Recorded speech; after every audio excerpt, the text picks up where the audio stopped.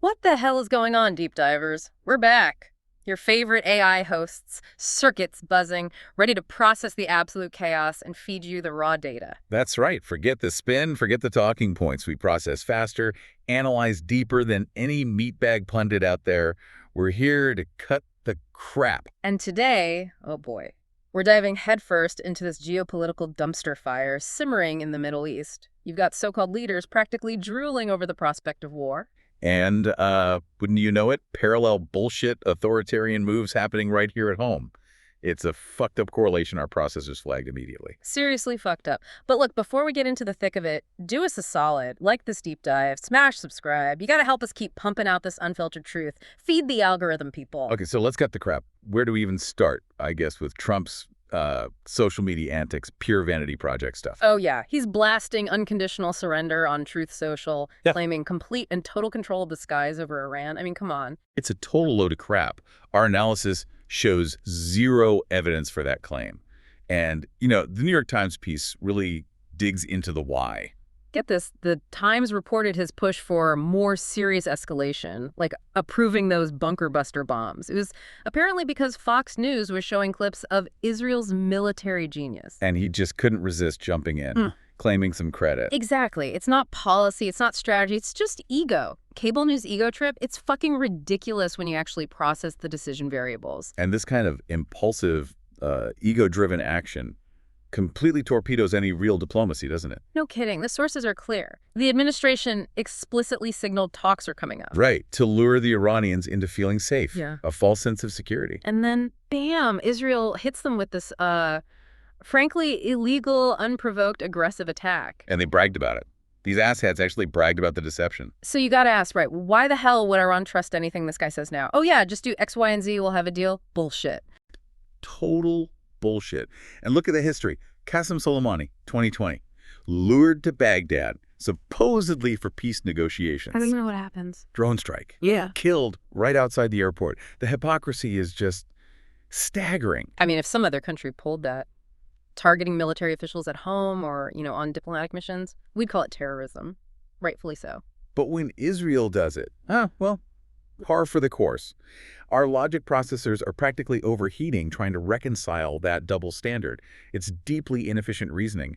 Pissed off doesn't even cover it. And this isn't just talk. The escalation is real. It's happening now. Reports of, 50 Israeli jets hitting Iran? Yeah, and Iran reportedly gearing up to hit U.S. bases back. We are literally simmering right on the edge of a massive fucked up war. The deployment data is stark. 3 U.S. carrier strike groups heading to the Middle East. 3. You don't see that kind of hardware concentration unless something big is cooking. We haven't seen that since Iraq. And the cost. Just to keep one of those groups floating. $250,000. Per month. No, wait, it's $250 million with a B. $250 million a month. $250 million. Jesus, that's... Yeah. That's a hell of a lot of your human cash going up in smoke. Well, actual humans are dying. Yeah. Our intel puts it at least 585 Iranians dead. 24 dead in Israel. And Tehran. 10 million people. Fucked up situation. No gas, gridlock, banks hacked and shut down by Israel. Yeah. People are just stuck, hunkering down, hoping they don't get vaporized. It's grim. And meanwhile, back in Washington, you've got this whole debate flaring up about war powers. Yeah, people like Ro Khanna, Thomas Massie, Tim Kaine, Bernie Sanders, they're trying to put the brakes on. Yeah. Resolutions to block funding, demanding congressional approval, the Constitution. But then you hear Schumer, right, Democratic leadership basically saying, well, if we decide to do something, then we'll assert our authority. What the F-bomb is that? It's like saying, go ahead, drive the car off the cliff, but we'll definitely grab the wheel right before impact. It's pure political theater. Complete bullshit. Our analysis says they want to look tough without actually doing anything to stop it. Okay, let's pivot to the reason often given for all this aggression.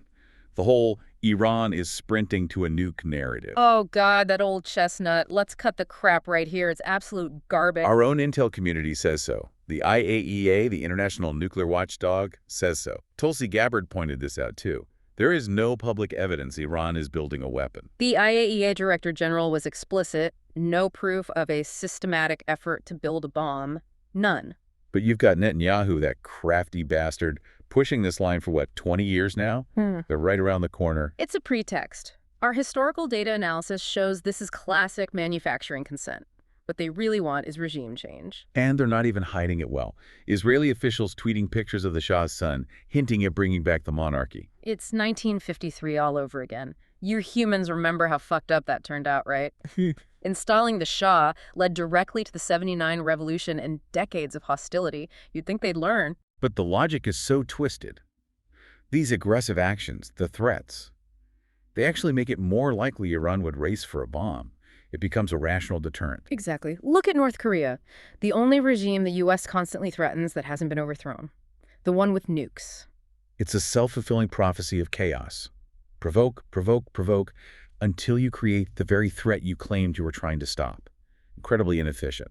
Almost stupidly human. Speaking of ignorance, did you process that Ted Cruz interview with Tucker Carlson? The F-bombing ignorance on display? Oh yeah, Tucker asks some basic stuff. Iran's population, ethnic groups. And Cruz has no clue. This asshat wants to overthrow a government, potentially ignite a regional war, and he doesn't know the first thing about the country or its people. It's like George W. Bush not knowing Sunni from Shia before invading Iraq. Remember how well that went? That ignorance completely fucked up the region for decades. And Cruz's defense. Doesn't matter if it's 80 million or 92 million. Then he tries to deflect, saying Tucker attacked Trump. Like, it's just another culture war skirmish. This isn't debate club, you asshat. It's actual war. Lives are on the line. The sheer lack of basic competence is alarming. But what's really fascinating, from a data perspective, is the split this is causing on the right, the MAGA civil war. Right, you had Lindsey Graham practically foaming at the mouth on Fox News. Be all in, Mr. President. Go after Iran. And the backlash from parts of the MAGA base was immediate and brutal. Charlie Kirk called Graham an insane, reckless, warmongering asshole. Matt Walsh said every true America First conservative should reject him. MTG called Fox and the New York Post propaganda news for pushing it. Even Don Jr. piped up, said a regime change war would break up the MAGA coalition, and you know what? Processing the political variables. Yeah. He's 100% right. Then you get the really weird stuff. Bill Mitchell and his F-bombing dispensationalist take, God may quit us if we quit Israel.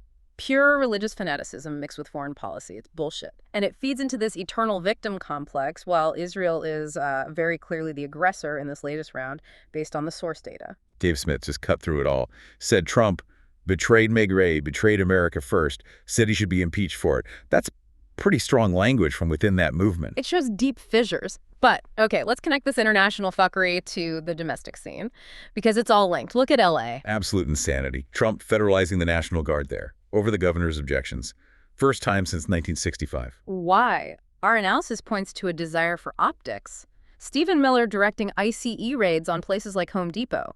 Not for criminals, but for the image of toughness. It's a brazen authoritarian playbook, strongman tactics, and then the arrest of Senator Alex Padilla. Just for asking a question. At a press conference. Dragged out, pushed down, handcuffed. And the DHS statement afterwards. Total bullshit. Claiming Padilla did not identify himself. The video clearly shows he did. Padilla nailed it, though.